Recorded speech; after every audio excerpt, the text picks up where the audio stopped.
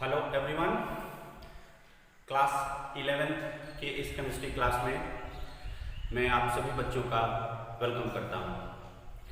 बच्चों, आज हम मोल कॉन्सेप्ट से आगे बढ़ते हुए कुछ फॉर्मूलेज के बारे में यहाँ पर डिस्कशन करने जा रहे हैं। Please give your concentration towards this video lecture and keep your notes in a continuation form। जो कुछ भी मैं यहाँ पर लिख रहा हूँ, आपको समझा रहा हूँ, आप सब अपने नोट्स में इसको अच्छी तरह से लिखते चलिए। So let's start the today's topic with the chemical formula। chemical formula।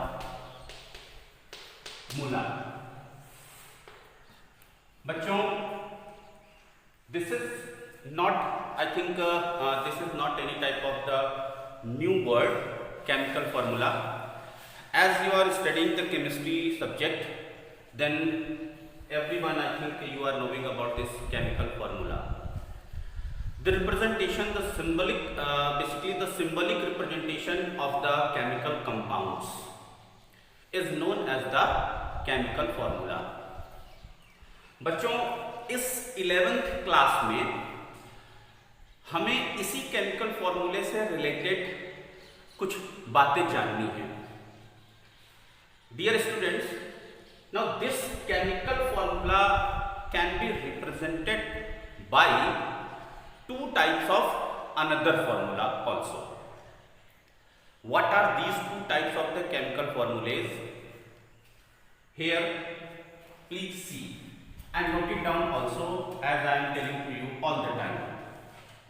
So this chemical formula, which can be represented by the two different formulas, namely number one, empirical formula, and number second is the molecular formula।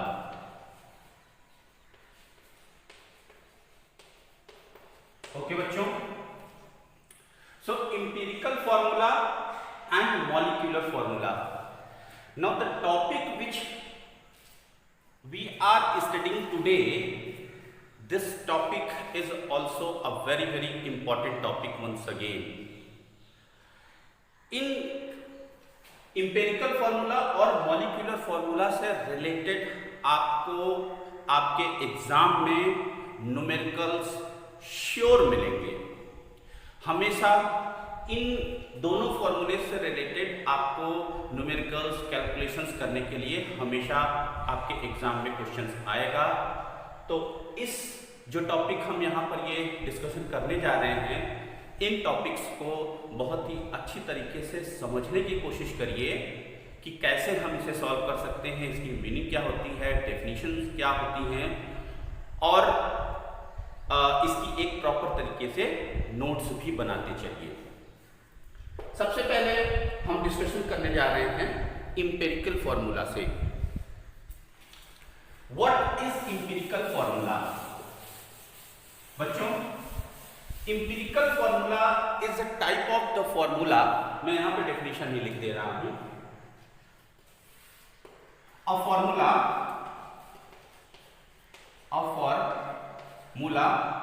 Okay, which tell us the simple ratio,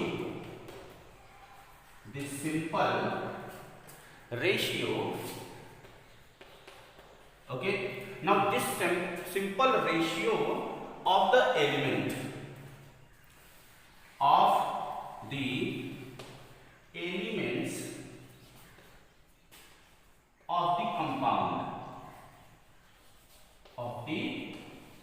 compound। बच्चों, ये simple ratio जो है, this should be a type of the whole number, जो कि simplest form में होना चाहिए, right. एक ऐसा formula, chemical formula mean to say, जो कि हमें किसी कंपाउंड में इन्वॉल्व होने वाले जो एलिमेंट्स होते हैं उन एलिमेंट्स का सिंपलेस्ट फॉर्म में हमको एक रेशियो प्रोवाइड कराता है। तो जब हम भी एग्जांपल के थ्रू भी इसे समझने की कोशिश करते हैं, definition is written over here, a formula which tell us the simple ratio of the elements of compound. Okay, अब वो कंपाउंड यहां पर हम एक और ऐड कर सकते हैं, of compound in a molecule. Okay, in a molecule, एक मॉलिक्यूल में डिफरेंट टाइप्स के एलिमेंट्स इन्वॉल्व होते हैं और उन डिफरेंट टाइप्स के एलिमेंट्स का जो सिंपलेस्ट फॉर्म, सिंपलेस्ट रेशियो होता है, उस रेशियो को एम्पिरिकल फॉर्मूला डिफाइन करता है। ठीक है बच्चों, फॉर एग्जाम्पल जैसे अगर हम यहां पर बेंजीन को लें, बेंजीन के अंदर दो तरह के एलिमेंट्स इन्वॉल्व होते हैं, एक होता है कार्बन और एक होता है हाइड्रोजन। ठीक, अगर हम बेंजीन का मॉलिक्यूलर फॉर्मूला देखें, आई थिंक आपको भी बेंजीन का मॉलिक्यूलर फॉर्मूला आ रहा होगा। जैसे बेंजीन का जो मॉलिक्यूलर फॉर्मूला होता है, अगर हम यहां मॉलिक्यूलर फॉर्मूले के बारे में डिस्कशन करें, मॉलिक्यूलर फॉर्मूला ऑफ बेंजीन, तो उसका फॉर्मूला होता है C6H6। ओके, अब यहां C6H6 इनके जो ये होल नंबर्स हैं, इन होल नंबर्स को हम कट करें और सिंपल फॉर्म में लें, सिंपलेस्ट में लें, वहां पर लिखा है सिंपल रेशियो। ठीक, तो अगर हम इनको कट करें, ये 6 से कट हो जाएगा, कितना आ जाएगा 1 और 1 मिलकर के क्या हो गया C1H1।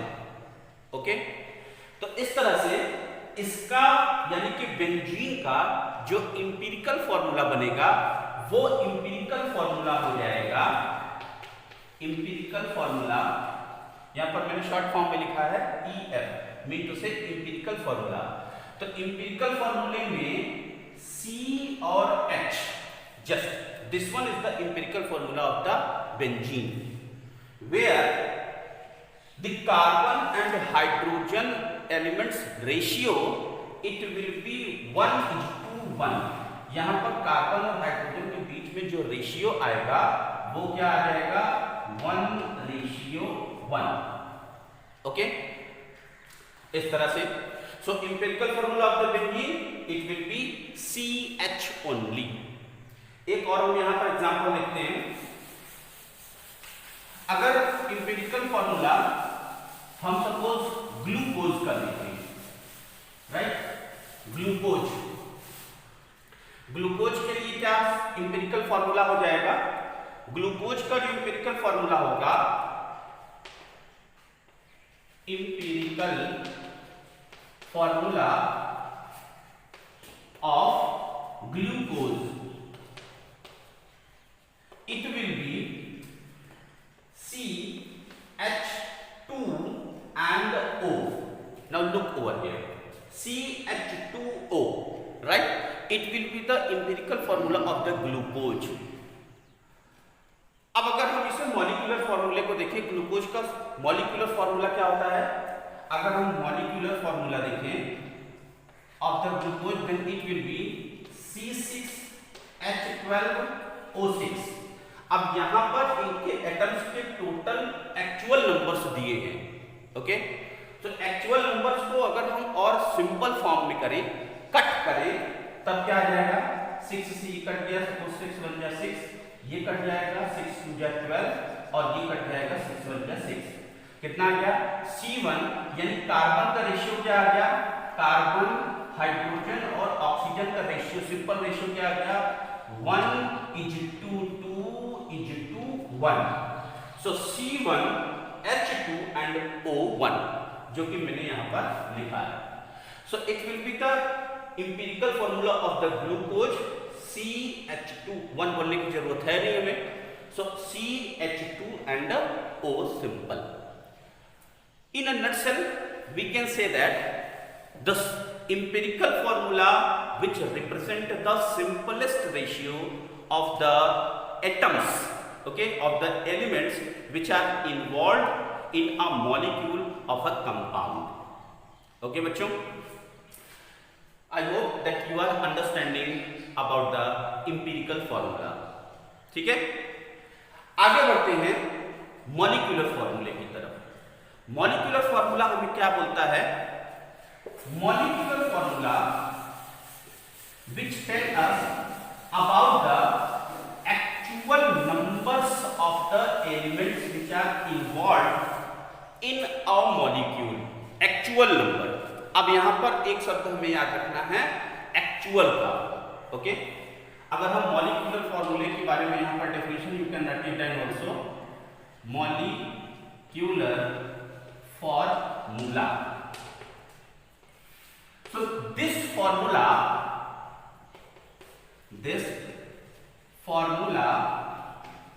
tells us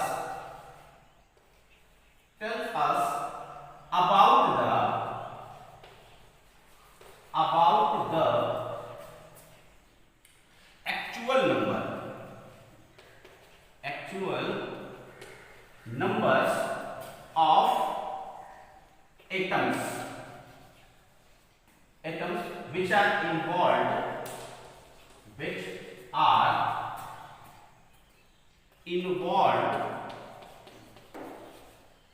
in a molecule.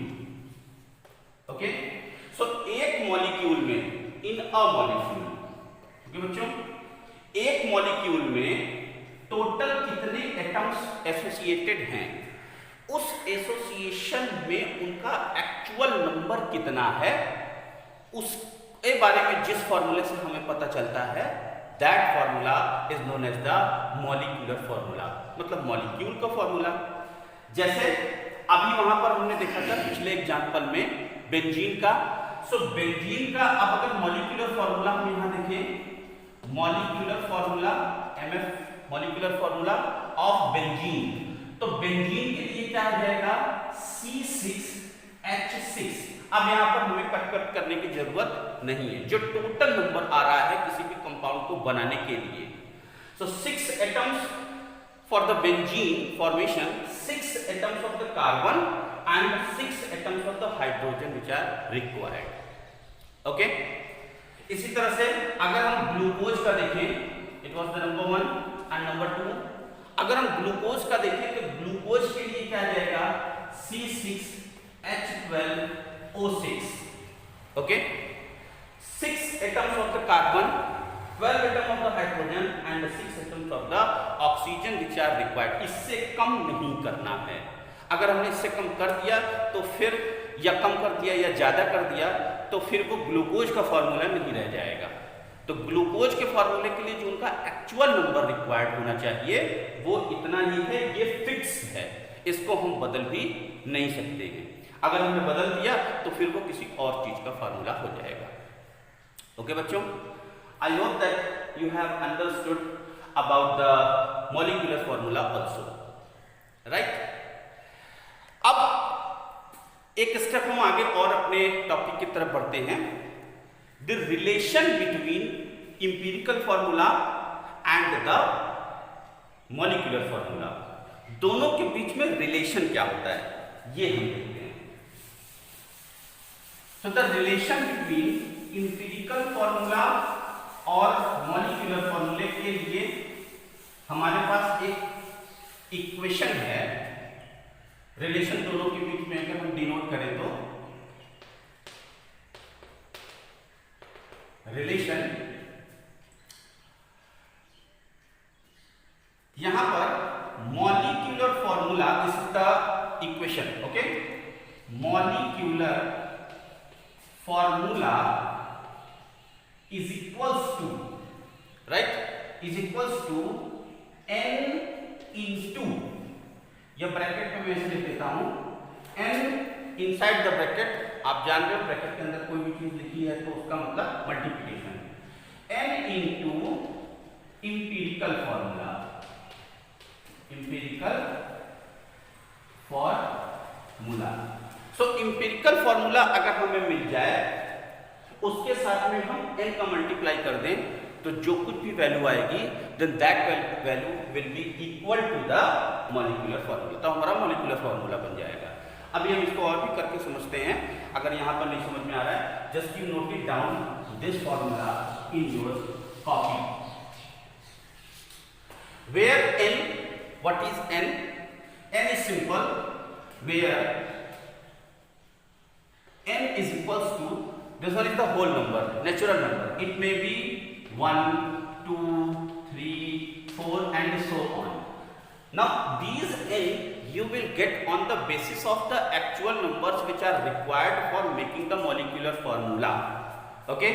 सो अलग अलग मे बी 1, 2, 3, 4 जितना कुछ भी है, हमारे पास अगर इम्पेरिकल फॉर्मूला है, इम्पेरिकल फॉर्मूले में हम n का मल्टीप्लाई कर देंगे, तो जो कुछ भी अंदर वैल्यू आएगी वो वैल्यू हो जाएगी, वो पूरा फॉर्मूला बन जाएगा उस वैल्यू के साथ में मॉलिक्यूलर फॉर्मूले का।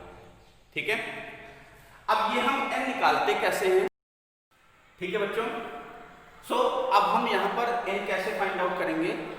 n फाइंड आउट करने के लिए there is again a type of the equation, that is the n, it will be equal to, n is equals to molecular mass, okay, upon empirical formula mass, empirical formula mass, right? Now this one is the another formula, ठीक है, for finding the value of n। Molecular mass कैसे निकालते हैं? मेरे ख्याल से आप सबको आता होगा। किसी भी सब्सटेंस के अंदर जितने भी एटम्स इन्वॉल्व हैं, उन एटम्स का एटॉमिक मास रख करके उनके साथ में जो जितने भी नंबर ऑफ एटम्स हैं उनको मल्टीप्लाई और सभी का एडिशन करके जो टोटल वैल्यू आ जाएगी वो वैल्यू आ जाएगी मॉलिक्यूलर मास की। इंपिरिकल फॉर्मूला आप निकालोगे या फिर बुक में किसी न किसी तरीके से क्वेश्चन में दिया होगा, उस फॉर्मूले के अकॉर्डिंग उस पर्टिकुलर फॉर्मूले का मास आ जाएगा और फिर दोनों की वैल्यू को हम जब डिवाइड कर देंगे then we will get the value of n, और n को फिर हम यहाँ रख करके मॉलिक्यूलर फॉर्मूले को फाइंड आउट कर सकते हैं। ओके बच्चों, I hope that you have understood about these. एक एग्जाम्पल यहाँ पर हम और देखने की कोशिश करते हैं। With the help of example we can understand.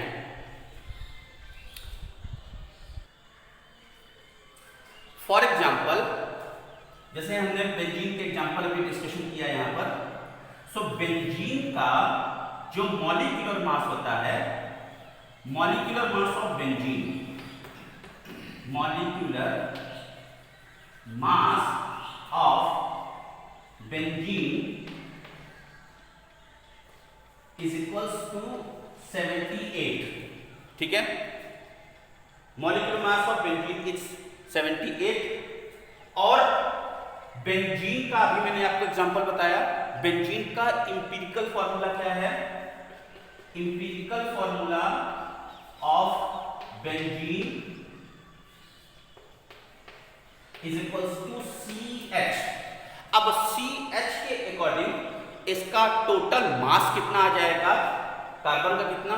12 और हाइड्रोजन का कितना? 1। So it will be total 12 plus 1 is equals to 13।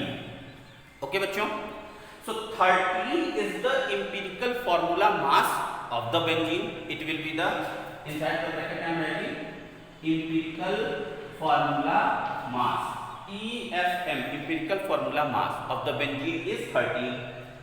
molecular mass benzene का कितना दिया है? 78। दोनों को डिवाइड कर दीजिए, डिवाइड करेंगे तो n की वैल्यू आ जाएगी। जरा डिवाइड करके आप देखिए अपनी कॉपी में कितना आ रहा है। Anyone have you got the answer? So n it will be equal to molecular mass means 78 upon empirical formula mass। Mean to say 13, दोनों को कट करेंगे कितना आ जाएगा 13, 6 जाएगा, okay 78. So total this value I am getting. So n it will be the 6. Now molecular formula बनाएंगे अगर हम molecular formula of benzene, then it will be n mean to say 6 inside the empirical formula. Empirical formula mean to say C and H. अब यहां पर समझिएगा, CH empirical formula था, 6 का multiply अंदर जितने भी एटम्स होंगे, जितने भी एलिमेंट्स होंगे, उन एलिमेंट्स के एटम्स के साथ में इस 6 का मल्टीप्लाई हो जाएगा. सो it will be total molecular formula C6 and H6. Now it will be your answer. I hope that you have understood about the molecular formula, empirical formula. ठीक है बच्चों, इसे नोट कर लीजिए.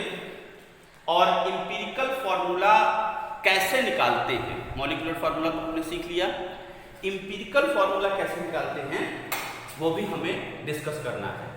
सो empirical formula के लिए कुछ अलग से स्ट्रेटजी हैं, उनके लिए कुछ अलग से टेबल्स फॉर्म होती हैं, वो हम अगले वीडियो लेक्चर में फिर डिस्कशन करेंगे. ओके बच्चों, इससे रिलेटेड आप सबको कुछ मैं न्यूमेरिकल्स भी होमवर्क में मैंने दिया है, उन न्यूमेरिकल्स को सॉल्व करिएगा और सॉल्व करके फिर मुझे रिप्लाई आप सब सेंड करिए. ठीक है, आज के वीडियो लेक्चर के लिए बच्चों इतना.